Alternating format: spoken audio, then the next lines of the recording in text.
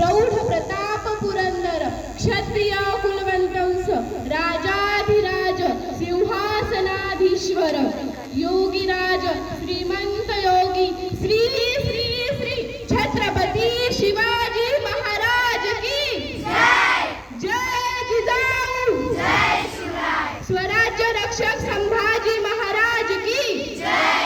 नमस्कार मैत्रिणींनो, मी दिशा पदार प्रतिपचंद्र लेखे व वर्धिष्ठ विश्ववंदिताः प्रतिपचंद्र लेखे व वर्धिष्ठ विश्ववंदिताः शाह सुनो शिवशैष्या मुद्रा भद्राय राजते मुद्रा भद्राय राजते। जातीपेक्षा मातीला आणि मातीपेक्षा शिवछत्रपतींना मानतो आम्ही। मुजरा छत्रपती राजाला, रयतेच्या राजाला, ज्याच्या भक्तीला जोड नाही, शौर्याला तोड नाही, जो अथांग आहे सागरा समान, ज्याचं छत्र म्हणजे आभाळा समान, जो त्या धगधगत्या सूर्याची शान, मराठी मनातला धगधगता स्वाभिमान, महाराष्ट्राच्या देवाऱ्या ज्याचं पहिलं स्थान, जो मराठ्यांचा भगवा आसमंत आहे, तेजवंत आहे, कृपावंत आहे, अशा त्या राजमाता राष्ट्रमाता जिजाऊ साहेब परमुखामध्ये राहूनही स्वराज्याचं एक स्वप्न पाहणारे शहाजी राजे भोसले आणि ज्यांचा इतिहास आठवला की डोळ्यात पाणी आणि अंगावर शहारे आल्याशिवाय राहत नाही ते छत्रपती शिवाजी महाराज। मुली ज्यांच्यामुळे खऱ्या अर्थाने शिकल्या, माझ्यासारखी सर्वसामान्य मुलगी आज इथे उभा राहून बोलू शकते, त्या सावित्रीबाई फुले आणि महात्मा ज्योतिबा फुले।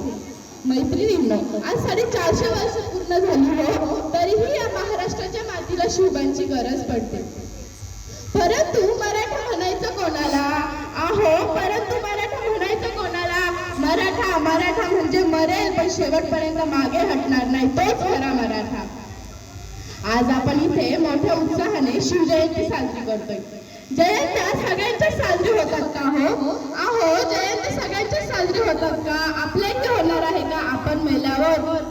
जी व्यक्ती जनतेसाठी रयतेसाठी लढली ना, त्याच व्यक्तींच्या जयंत्या साजऱ्या होतात।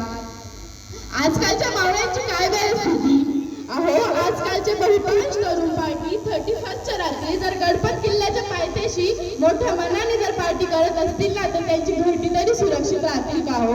हाही एक महत्वाचा प्रश्न आहे। डॉक्टर बाबासाहेब आंबेडकर फार सुंदर शब्दात म्हणतात ना, लाज गरिबीची बाळगू नका, लाज गरिबीची बाळगू नका, लाज तर आपल्यामधील दुर्गुणांची बाळगा, आपल्यामधील दुर्गुण काढून टाका आणि राष्ट्रहित जपा, सिंहाची चाल गरुडाची नजर, सिंहाची चाल गरुडाची नजर, स्त्रियांचा आदर आणि शत्रूचे मर्दन, असेच असावे एक मावळ्याचे वर्णन। हीच छत्रपती शिवाजी महाराजांची शिकवण, हीच छत्रपती शिवाजी महाराजांची शिकवण।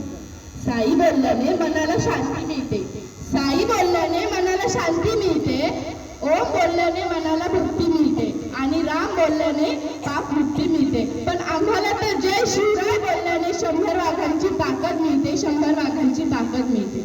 अवघ्या महाराष्ट्राची व भारताची शान राजे शिवछत्रपतींना मुजरा करून मी माझ्या भाषणाला इथेच पूर्णविराम देते व मला इथे बोलण्याची संधी दिली त्याबद्दल आयोजकांचे आभार मानते। धन्यवाद। जय शिवराय।